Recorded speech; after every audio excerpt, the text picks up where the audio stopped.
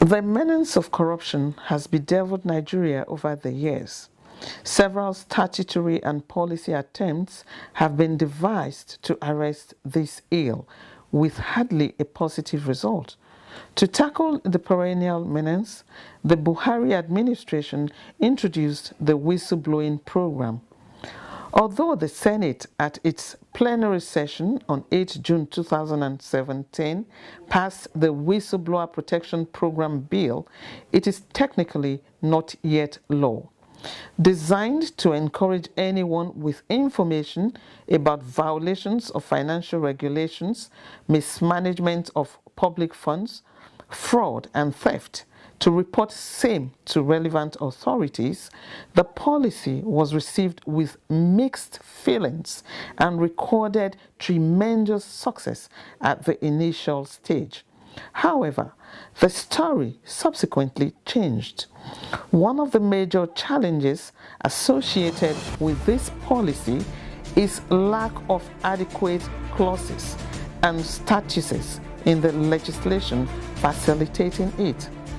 Our guests on the program today will be examining those challenges and proffering solutions on the way forward.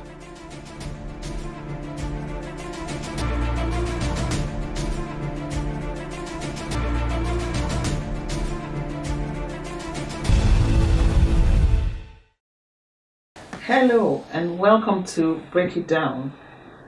Break It Down is a program where we make matters of policies, societal issues, governance, and development easily understood by all. The topic we have for today is the Whistleblower Policy, the Whistleblower Protection Bill, the challenges and expectations of this bill.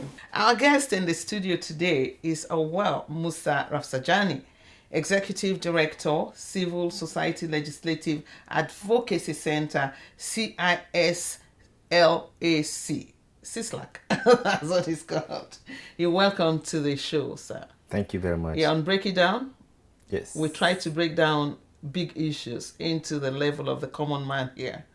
You're welcome. And we're talking about the Whistleblower Protection Bill, challenges and expectations. But first, let's look at the Whistleblower Protection, the policy itself. What is the whistleblower? Who is a whistleblower? Thank you very much. And let me express my appreciation for being invited here to talk about this key important piece of law or policy that could really help to support the fight against corruption.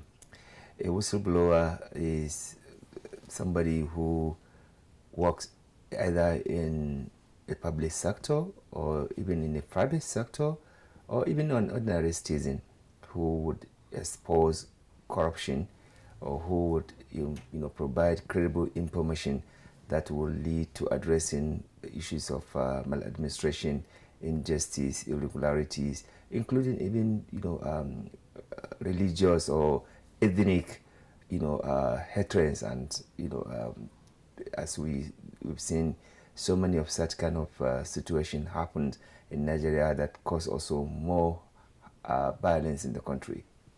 So it cuts across. It's not just politicians, because when the bill was, when the program was first introduced, Nigerians thought it was just focused on politicians who is hiding money somewhere. You see, this is part of the misunderstanding of the entire fight against corruption by this administration. The whistleblower is not just looking at politicians; it's also looking at wrongdoing even within companies in the private sector. Whistleblower is also looking at so many irregularities, accounting irregularities, fraud, and so many maladministration within the government, institutions and operations. So it is not looking at a particular person alone. It is looking at the whole public sector and private sector maladministration, injustice, corruption, and all sort of fraud that take place. So anybody who is able to expose that kind of corruption anywhere he is is a whistleblower. Absolutely, as long as the whistleblower does that with credible information and evidence. Okay. What if the whistleblower has information and when the authorities get to that point, the information has been sabotaged? What happens? That is why we need to have a legal framework of having the whistleblowing regime in the country, because if you just have a policy, after the current regime, another regime may not be interested in it.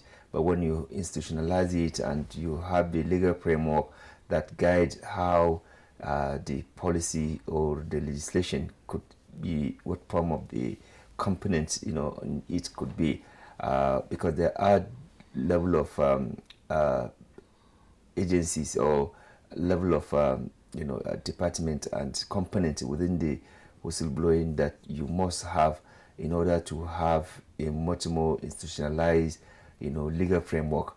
For example, you need to have this policy or this legal framework in place to institutionalize it in the public sector, and even private sector need to be encouraged to establish such kind of a policy, or at least a text that would be able to enable people who will want to expose wrongdoing in those places. Secondly, they also need to ensure that the whistleblower is not burdened by burden of proof.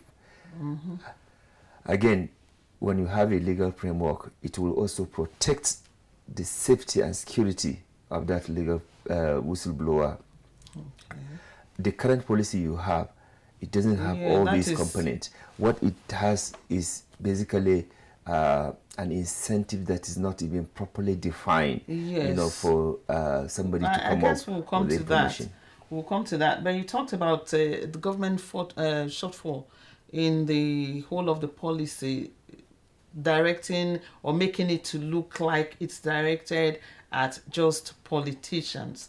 Do you think, I haven't seen the bill, but does the bill not read out these whole other areas? Does it not cover the whole areas that you have just spoken about? No, there are so many bills that have been brought before the National Assembly from 1999 to date on whistleblowing.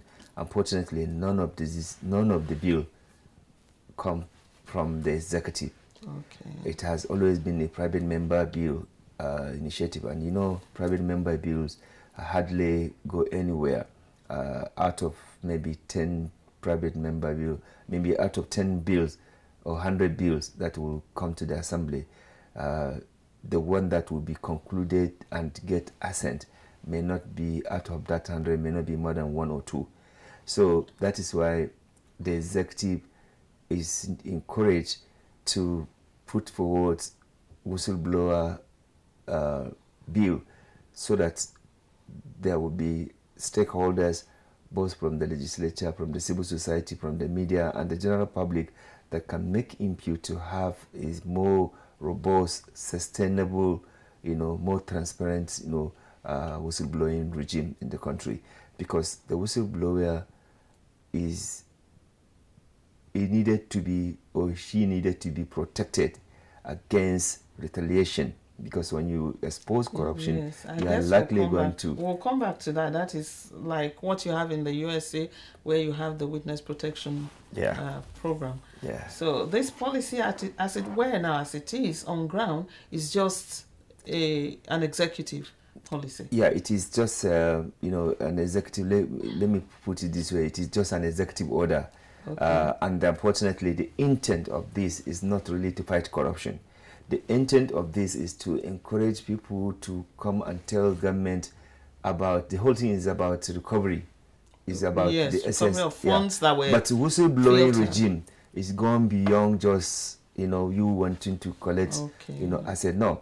It is about also ensure that you block the leakages, in government irregularity, the accounting, lack of accounting, following the due process, bridges in the contract procurement, bridges in the administrative justice system, bridges in also, promotion, of maybe certain, officers, or wrong recruitment, and so many things, So it is not just the issue of recovering money. The problem you have with this government is that most of its anti-corruption is geared towards assets recovery because they need money, so they needed to get money, at all costs, But knowing or forgetting the fact that, fighting corruption is going beyond just assets recovery. So I was going to ask that. I was going to, ask if it's not working so far, given the initial objective of the government, which is to recover stolen funds, which we all know how corrupt some of our politicians who have what's it called, who have positions in government are. Don't you think the government was in the right direction for coming out with this, first of all, this emergency order, which looked like an from what you've said? So we cannot be doing emergency for 5 years. If you really want to institutionalize fight against corruption, you need to institutionalize the fight against corruption and engage the public, through public education. Like I said, the government is not able to engage the general public on even the evil, the consequences of corruption. So it is just about, recovery, and when you recover, what does not also again have legal framework on how to recover and manage this asset. This is why you have the controversy you have today in the country, because you do not have the legal framework on how to manage recovered asset in Nigeria. So you recover from this looter, another looter will loot. But the government did recover. They recovered a lot of money. That's what I'm saying. Now you recover a lot of money and asset, and there's no accountability in this recovery. Again, there's no data showing this is how much custom, police, EFCC, ICPC, National Drug Law Enforcement Agency, and even Code of Conduct. All these agencies, they do assess recovery, and there's no central data to see what XYZ have been recovered. The juries, the gold, the resources, the cash, all of them, where are they? Where will you be able to see what have been recovered domestically? I'm not even talking about international recovery. Domestically, every time security agencies, anti-corruption agencies, they go to, ransack suspected looter, and they recover all this proceeds of crime, and nobody is giving you information on what or where they are or what they have done with it. This is also the part of the shortcoming of the government, in its drive on the anti-corruption. Okay, let's take a break now. When we get back to the studio, we shall be discussing the bill proper. That is the private bill now that you're talking about, that encompasses everything. We'll be back on Break It Down.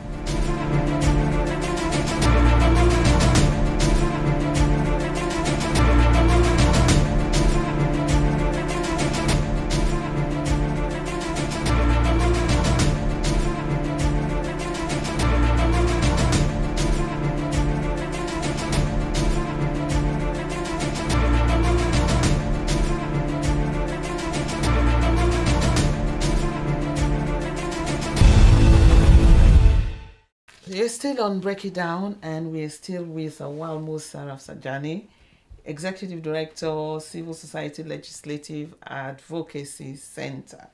So we're talking the Whistleblower Protection Bill, challenges and expectations. Let's look at the bill proper now, the one that is sponsored by a private individual. Yeah, like I said, you have several of these bills from 1999 today, but they all, according to legislative procedure and processes, they all elapsed. So right now, they're all elapsed. Right now, you don't have any bill, in the National Assembly on whistleblowing regime. So that's why we want to encourage government to put forward a bill that will be sent to National Assembly, which will look broadly about certain provision that must be contained in such kind of bill for it to be effective and efficient and really deal with corruption in Nigeria, as well as encouraging Nigerians to come forward to expose corruption, as well as also ensuring that they are protected. They are also given incentives that they would be able to do that. Also, to discourage people to make frivolous and justify non-evidence allegation, because sometimes some people, out of desperation to either settle score or to even blackmail, they would make such kind of thing. So there must be consequences of such kind of fake and frivolous allegation without concrete evidence. Even the policy that you have now... I think the policy that exists now has that. No, but we are talking about a much more legal framework through enactment of the National Assembly, which will go beyond this government. Because, like I said, the current policy is too narrow-minded. It doesn't look at corruption in the public sector. It doesn't even look at corruption even within the private sector. It doesn't look at how the whistleblower can also be protected. It doesn't also look at how agencies can create channel of reporting, and it doesn't also create room for feedback. These are all things that needed to be if I may ask, how do you think the whistleblower, if for example someone out there now has information on maybe a big loot from his organization, and he wants to be protected, he doesn't even want to be known, how do you think he can be protected? There are many ways. First and foremost, you don't need to physically... Does the policy exist now? Does it adequately protect? No. You have said it does not. Yeah, it doesn't. And I'm saying that for you to have a robust, whistleblowing regime, you need to make it more comprehensive and bring in all these components. For example, you can use hotlines to report corruption. During Okonjo-Iweala, we, started to pilot something because of the corruption in the Ministry of Finance. We started to pilot a project that will encourage contractors, will encourage the staff, and any other person within the Ministry of Finance to report corruption, but not through the ministry, but through an independent private agency. That time it was Zero Corruption Coalition that the minister or the ministry was working with to administer all these complaints and this information. Then Zero Corruption Coalition was processing those information and sending to the minister. Even at that time, like I said, it was not a legal framework. It was just an initiative of the minister at that time. And when she left, that was the end of it. So that is why we need to institutionalize this through the enactment of a legal framework by the National Assembly as sent by the President, and also put mechanism for proper implementation and compliance, and also public education on what whistleblower is all about and what incentives, encouragement, protection we are going to have. Yeah, exactly. All this now you have mentioned falls under the purview of the federal government. Yeah, federal government, because based on the experience we have received before, a private member will hardly get attention of the executive to be assented. Sometimes you see, because the legislative process is such that it's not just presenting the bill. It has to go through legislative processes. The committee will work on it. Public hearing will be conducted.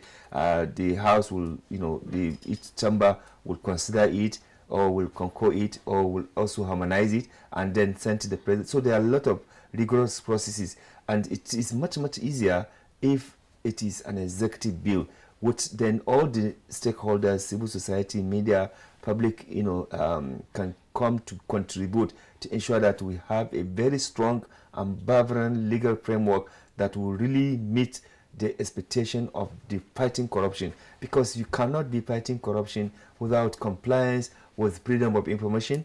You cannot be fighting corruption with the refusal to have whistleblower protection legal regime. You cannot be fighting corruption when you are not complying even with other basic, anti-corruption legislation. For example, Naiti the public procurement law that we have, these are all legal framework. Even the asset declaration, which is even the code of conduct, that is even in the Constitution. Beside the code of conduct, none of these anti-corruption agencies are even in our Constitution, but through the enactment of the National Assembly. But today, the code of conduct has been neglected. As I speak to you, for you to be able to fight corruption, you need to energize the code of conduct, because there are so many properties, so many things that people in public office they come to declare. Some of them, they are not verifiable, and you need them to verify those things. If, for example, the bill, right, the program right now, the Whistleblower Policy, somebody has information, where does he go to? This is why I say, in the legal framework, there will be, channel of reporting. Right now, it's scanty. But if you are going to have a legal framework, there will be reporting channels. There should be a channel. Yeah, exactly. There will be reporting channels, and this reporting channel will also have the feedback for both the whistleblower and even the other civil society and the media, so that they can verify to make sure that the case is not buried. Yeah. Because the tendency is that if you blow and you share maybe political party with the person you are blowing, there is likely going to be cover up. So let's look at this executive bill that you want proposed. How will this cover the states? Because executive, I think, is federal. Well, the executive bill that will be coming from Mr. President or from the executive, arm of government, will definitely be a national, bill. But you can also encourage state government to have such kind of, legal framework. For example, some of the states, they have law on fiscal responsibility, they have law on public procurement, and they even have law on freedom of information. So it is about encouraging and leading by example. If currently there are almost 50 or 60% of the states that belong to the ruling party. So if the ruling party is speaking with one tone, after having a national legal framework, they could encourage their governors to also replicate such kind of legislation. But because the government is rice and beans, okay, so you do not have, so you do not have the same, state governors who believe in what the federal government is doing, even though they belong to the same party. So that is something that the executive and the political, the ruling party can do to ensure that there is a seeming looking similar direction from what is happening in the federal and what is happening in the state. Because at the state, we actually need the whistleblowing regime, if not more. But very important, we have that, because a lot of fraud, a lot of maladministration, a lot of discrimination on state level are happening at the state level. Even from for you to fight corruption, you actually need to make sure that you give attention to the whistleblowing regime and ensure that it is transparent. It is meant to actually properly expose fraud, corruption, maladministration, injustice, but not just limited to just grabbing asset and then you collect the asset and no accountability about the asset. Thank you very much. Thank you very much. We have very limited time. We haven't even exhausted this topic, because I really am interested in the witness protection program. So maybe next time we'll take the witness protection program. I've been speaking with Musa Rafsanjani. He is the Executive Director, Civil Society Legislative Advocacy Center, CISLAC. And next time too, we'll talk about CISLAC. I like the name. Thank you very much for being on Break It Down. We'll be back same time next week.